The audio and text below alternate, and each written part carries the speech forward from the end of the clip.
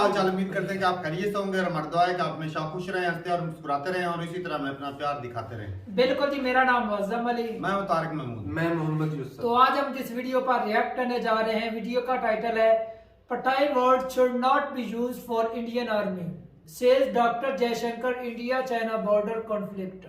तो जो हाल ही में एक वीडियो वायरल हुई थी, पिटाई पिटाई हर जगह पर यूज हुआ है। मेरे ख्याल में राहुल गांधी ने भी पिटाई का वर्ड यूज किया है। वीडियो देखते हैं और अपना बयान पढ़ते हैं। कौन करते हैं? नमस्कार and welcome you all to world affairs. मैं हूं प्रशांत धवन। नाउ ये जो वर्ड है ना पिटाई, ये आज के समय इंडियन पार्लियामेंट में डिस्कस किया गया कि भारत के जवानों के लिए, सैनिकों के लिए क्या ये वर्ड अप्रोप्रिएट है, क्या ये वर्ड हमको यूज करना चाहिए। यहाँ पर आप देख पाओगे भारत के विदेश मंत्री ने यह कहा है कि पिटाई ये एक ऐसा वर्ड है जो हमें जवानों के लिए यूज नहीं करना चाहिए। जवानों का मोराल इससे काफी हद तक कम होता है। ना इस वीडियो में मैं आपको बताऊंगा कि सारा इशू क्या है, हाल ही में राहुल गांधी ने क्या कहा, डॉक्टर जयशंकर ने इसके रिस्पांस में क्या कहा और ऑपोजिशन पार्टीज ने राज्यसभा से वॉकआउट क्यों किया चाइना बॉर्डर इशू को लेकर। और फाइनली मैं यहाँ पर आपको बताऊंगा कि क्या चाइना हमारे माइंड को डोमिनेट कर रहा है आज के समय। क्या आज के समय जो भी हम कर रहे हैं ये कहीं ना कहीं आप कह लीजिए चाइना के प्लान के अकॉर्डिंग ही है।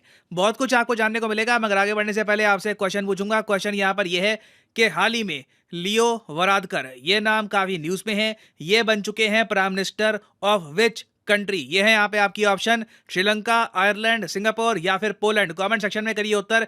इस टॉपिक पर मैं एक शॉर्ट वीडियो बना चुका हूं, आपको पता होना चाहिए इसका आंसर। तो राहुल गांधी जो कांग्रेस पार्टी के बहुत ही दिग्गज नेता हैं, इन्होंने रिसेंटली ये कहा कि चाइना जंग के लिए प्रिपेयर कर रहा है। इन्होंने अपना एनालिसिस देश के साथ किया शेयर। इन्होंने ये कहा कि करंट लीडरशिप आज के समय चाइना को समझ नहीं पा रही। चाइना एक बड़ी वॉर की प्रिपरेशन कर रहा है, मगर केंद्र सरकार जैसे ये कह रहे हैं ये सोई हुई है। आगे इन्होंने ये भी ऐड किया कि चाइना का पैटर्न आप अगर देखोगे, जिस तरीके से ये अटैक कर रहे हैं इंडिया को, साफ साफ पता लग रहा है कि ये एक बड़े फुल फ्लैज्ड मिलिट्री ऑपरेशन की तैयारी कर रहे हैं और इंडिया को इसके लिए प्रिपेयर रहना होगा। ना इसके बाद इन्होंने ये भी कहा कि देश का मीडिया भी ना चाइना के बारे में इतनी बातचीत नहीं कर रहा जितनी करनी चाहिए। हालांकि आप देखो तो काफी बातचीत होती है देश के मीडिया में चाइना के बारे में, मगर इनका कहना यह है कि इनसे कोई चाइना बॉर्डर से रिलेटेड सवाल कोई पूछता नहीं है। और फिर इन्होंने यहाँ पर वर्ड यूज किया कि जिस तरीके से जवानों की पिटाई हो रही है उसके बारे में भी मीडिया बात नहीं करता। मैं चाहता हूँ ये जो छोटी सी वीडियो है ये आप देखें। जो हमारे जवानों को अरुणाचल प्रदेश में पीट रहे हैं, मैंने कहा हिंदुस्तान की प्रेस मुझसे इनके बारे में एक सवाल नहीं पूछेगी। सच था, सच था। अब इस बात का उसके अलावा ऑपोजिशन लीडर्स और भी बहुत सारे हैं, वो भी काफी सवाल उठा रहे हैं चाइना को लेकर। तो इसका जवाब डॉक्टर जयशंकर को पार्लियामेंट में देना था। तो जयशंकर साहब ने यहाँ पर पहली बात तो ये कही कि कौन कहता है कि मैं इनडिफरेंट हूं चाइना को लेकर। अगर करंट गवर्नमेंट चाइना को लेकर इनडिफरेंट होती, इनडिफरेंट का मतलब होता है परवाह ना करना। करंट गवर्नमेंट पे जो ऑपोजिशन पार्टीज हैं वो आरोप ये लगाती है कि ये इतना ज्यादा सीरियसली नहीं ले रहे चाइना के इशू को जितना लेना चाहिए। तो इन्होंने यहाँ पर कहा, जयशंकर साहब ने कहा है कि अगर हम इनडिफरेंट होते तो चाइना बॉर्डर पर अपनी आर्मी हम क्यों भेजते। उसके अलावा अगर हम इनडिफरेंट होते तो हम बार बार ये क्यों कहते कि चाइना के साथ डी एस्केलेशन, डिसएंगेजमेंट हमको चाहिए। और इन्होंने खुद कहा कि मैं ज्यादातर इंटरनेशनल फोरम में लगातार कहता आया हूं कि चाइना के साथ हमारे रिलेशंस नॉर्मल नहीं है। हमने कभी ये बात नहीं कही कि चाइना के साथ बॉर्डर नॉर्मल है। हम हमेशा कहते आए हैं कि चाइना ने अपनी फोर्सेस बहुत ही आगे डिप्लॉय कर दी है। फिर ये आगे कहते हैं कि कई नेता हैं जो मुझे कहते हैं कि शायद मेरी चाइना को लेकर अंडरस्टैंडिंग बड़ी कमजोर है। फिर मैं उन लोगों को देखता हूं जो मुझे ये सुझाव दे रहे हैं, तो मैं फिर हाथ जोड़ लेता हूं। ये ऑफ कोर्स जयशंकर साहब इसलिए कह रहे हैं क्योंकि इनका एक्सपीरियंस बहुत है चाइना को लेकर। आप लोग जान के हैरान होंगे, मगर भारत के विदेश मंत्री रशियन, इंग्लिश बोल लेते हैं, उसके अलावा तमिल, हिंदी ये लैंग्वेजेस बोल सकते हैं। उसके अलावा ये कॉन्वर्जेशनल जापानीज, मैंड्रिन और कुछ हंगेरियन भी बोल लेते हैं। और मैंड्रिन मतलब कि चाइनीज लैंग्वेज आप कह लीजिए, ये इन्होंने सीखी है चाइना में कई सालों तक काम करके। आपको बताना चाहिए भारत के इतिहास में लॉन्गेस्ट सर्विंग एम्बेसडर अगर कोई रहा है चाइना में तो वो है डॉक्टर जयशंकर। एक्चुअली 2013 में जब इनका चाइना का टेन्योर खत्म हुआ था और उसके बाद इनको बनाया गया भारत का राजदूत यूएसए के लिए, तब बहुत बड़ी न्यूज बनी थी। यहां पर आप देख पाओगे Jaishankar moving to US after eventful tenure in China. USA में इन्होंने कुछ समय के लिए काम किया, फिर पीएम मोदी पावर में आ गए, फिर इनको बना दिया गया सेक्रेटरी, फिर जब ये रिटायर हुए तब ये बाद में मंत्री बन गए। तो 2013-12 के आसपास भी आप देखोगे तो doctor S Jaishankar as India's ambassador to China, इन्होंने बहुत लेख लिखे हैं, बहुत आर्टिकल पब्लिश किए, और तब भी ये बार बार मेंशन करते थे इंडिया चाइना बॉर्डर को। तो आप कह लीजिए इनका थोड़ा बोलना बनता है कि जी हाँ, मुझे पता है चाइना के बारे में, ये लोग कैसे सोचते हैं, मैं वहां पर 4-4.5 साल रहा हूं,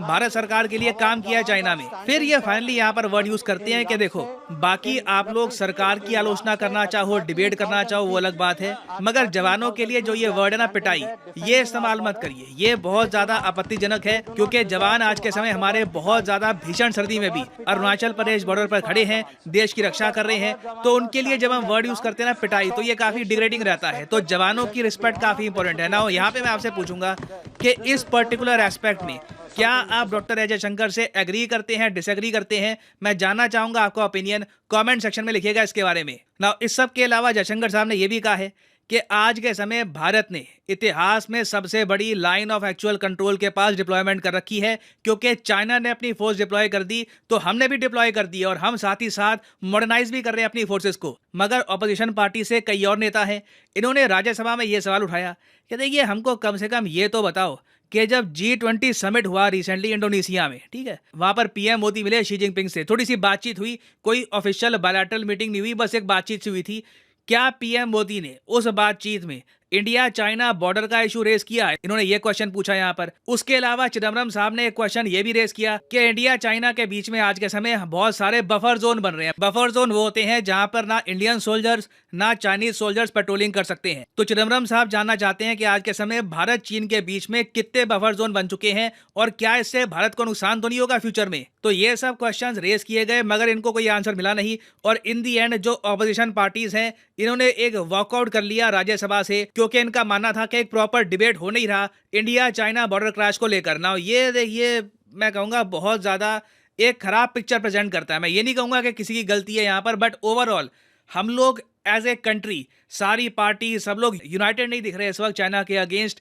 ये थोड़ा सा डिमोटिवेटिंग है, क्योंकि बहुत से मेंबर ऑफ पार्लियामेंट है वो ये कह रहे हैं कि ठीक है, इंडियन आर्मी पावरफुल है, मगर करंट सिचुएशन चाइना बॉर्डर पे क्या है इसके बारे में हमको क्लैरिटी चाहिए। और यहाँ पे मैं आपको बता दूं, बात आती है कॉग्निटिव वॉरफेयर की। कॉग्निटिव वॉरफेयर ये जो वर्ड है ना, आज के समय बहुत यूज किया जा रहा है कि क्या चाइना भारत के अगेंस्ट कॉग्निटिव वॉरफेयर यूज कर रहा है हमारी पॉलिटिकल पार्टीज को टारगेट करने के लिए। मैं आपको बता दूं, नेटो की जो वेबसाइट है, नॉर्थ एटलांटिक ट्रीटी ऑर्गेनाइजेशन, इसकी जो वेबसाइट है, वहां पर कॉग्निटिव वॉरफेयर के बारे में ये क्या कहते हैं? ये लोग कहते हैं कि कॉग्निटिव वॉरफेयर लड़ी जाती है इंसान के दिमाग के अंदर, जमीन पे नहीं। जमीन पे सब कुछ नॉर्मल सा ही होता है, मगर दिमाग में ना ऑलमोस्ट ऐसा पैनिक डाल देते हो कि आपके दुश्मन को लगता है कि सच में वॉर हो रही है और कॉन्फ्लिक्ट स्टार्ट हो चुकी है। कॉग्निटिव वॉरफेयर ऑफ कोर्स आप मान लीजिए एक ऐसा कंट्री करता है जो मिलिटरीली जरा सुपीरियर हो, जिसके पास जरा पावर हो। इस केस में ऑफ कोर्स हम बात कर रहे हैं चाइना की। चाइना का डिफेंस बजट ज्यादा बड़ा है, उनकी मिलिट्री आप कह लीजिए जरा मॉडर्नाइज हो चुकी है। तो कॉग्निटिव वॉरफेयर में ना आपको फेक न्यूज की जरूरत नहीं होती। कॉग्निटिव वॉरफेयर में आपको क्या करना है, बस देश के अंदर एक पैनिक क्रिएट कर देना है, दुश्मन देश के अंदर पैनिक क्रिएट कर देना है, ये बात फैलाकर कि करंट जो लीडरशिप है ना, ये अभी के लिए देश को लीड नहीं कर पाएगी। इसके लिए कुछ भी कर सकते हो आप।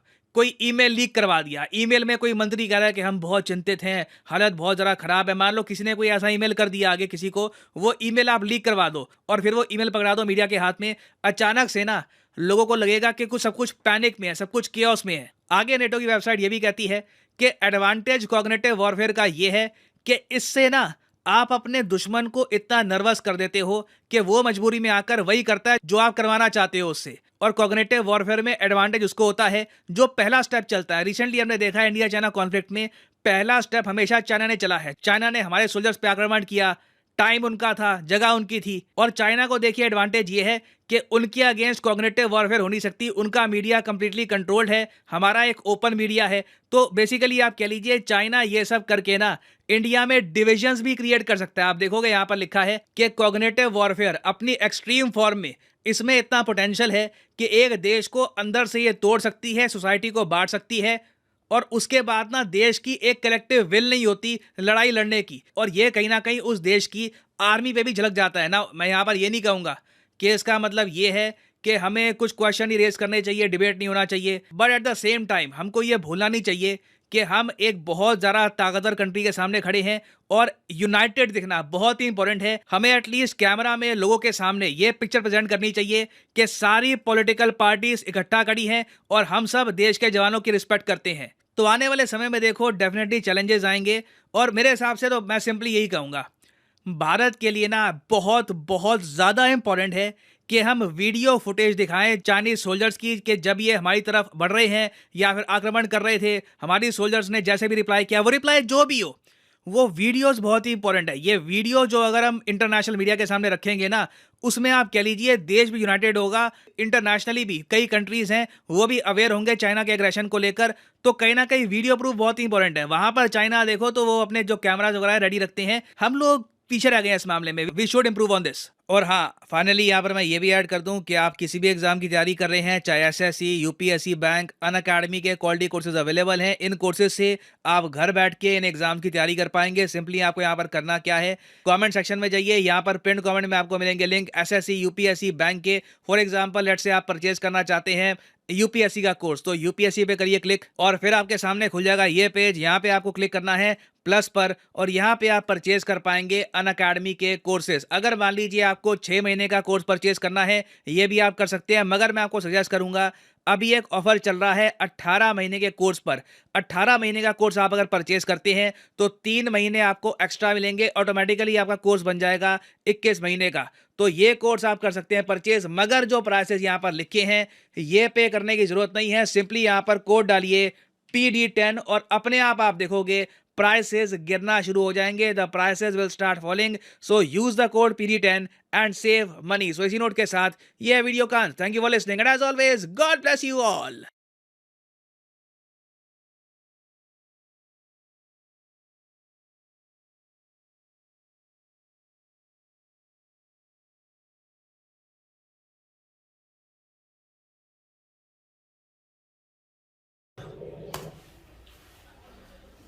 चलें जी, वीडियो ख़त्म हो गई। और जो राहुल गांधी जी का वीडियो जो देखी क्लिप, उसमें जो उन्होंने बोला कि जो इंडिया के जो जवानों की पिटाई हो रही है उसका क्या, तो ऊपर से 2-3 मरतबा कहा कि हाँ सच है ये, सच है ये।